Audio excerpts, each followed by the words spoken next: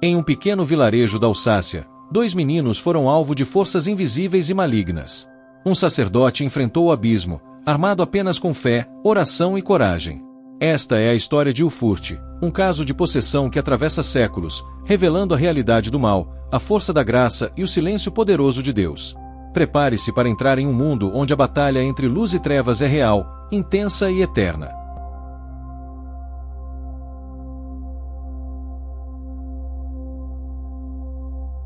Ulfurt, a história dos 2 meninos possessos e o combate invisível.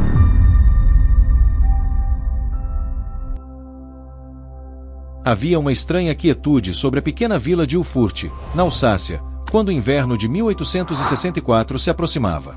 Era um vilarejo de camponeses simples, onde o toque do sino da igreja marcava o ritmo dos dias e a fé católica sustentava as almas nas longas noites frias.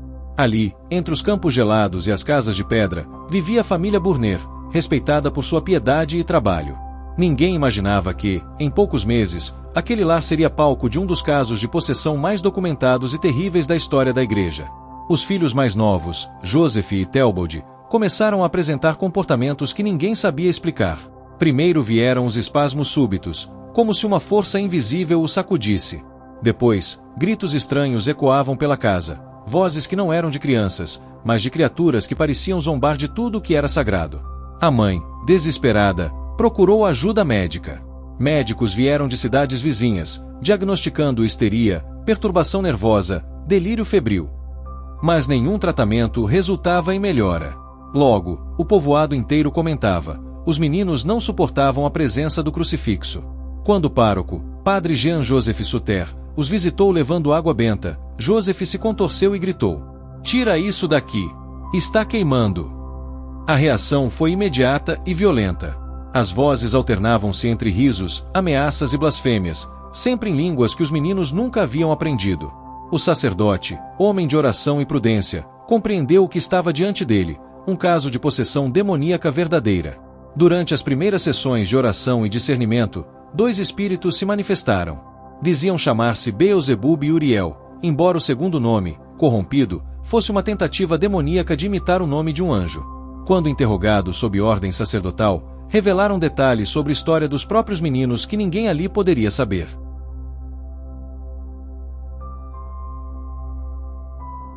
As manifestações se intensificaram.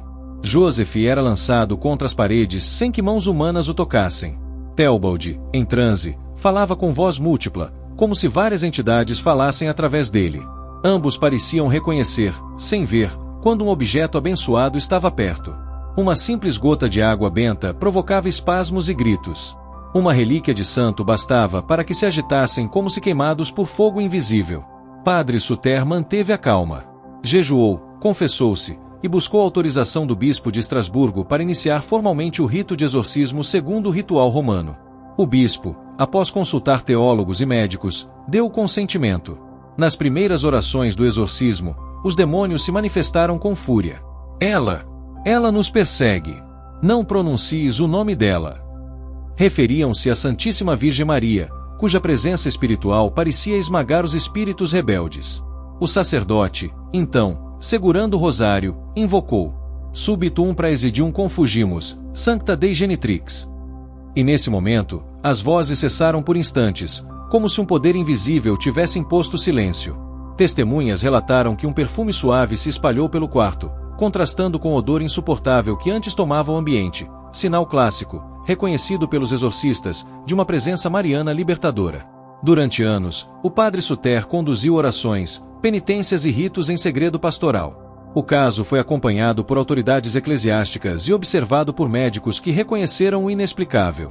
Os exorcismos não foram eventos isolados, mas um processo de purificação prolongado, durante o qual a alma das crianças era reconduzida à paz.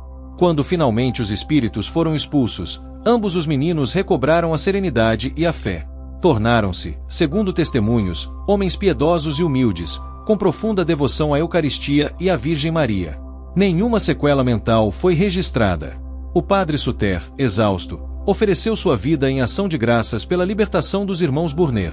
Faleceu anos depois, em fama de santidade.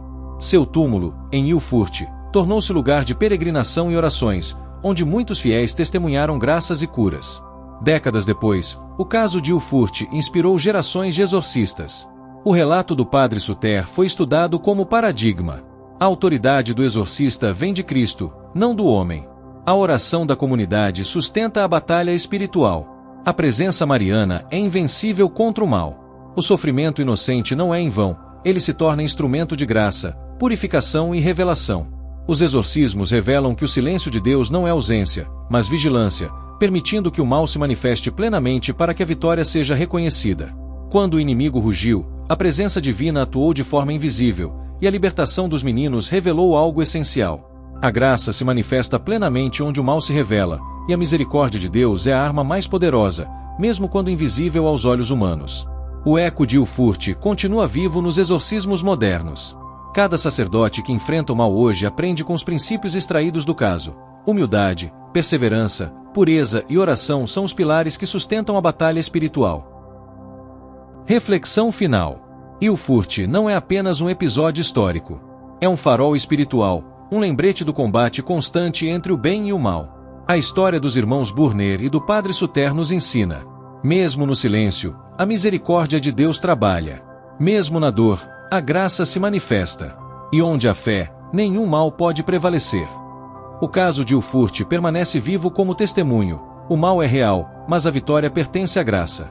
O combate invisível continua, mas Cristo já venceu, e a libertação se manifesta onde há oração, fé e intercessão.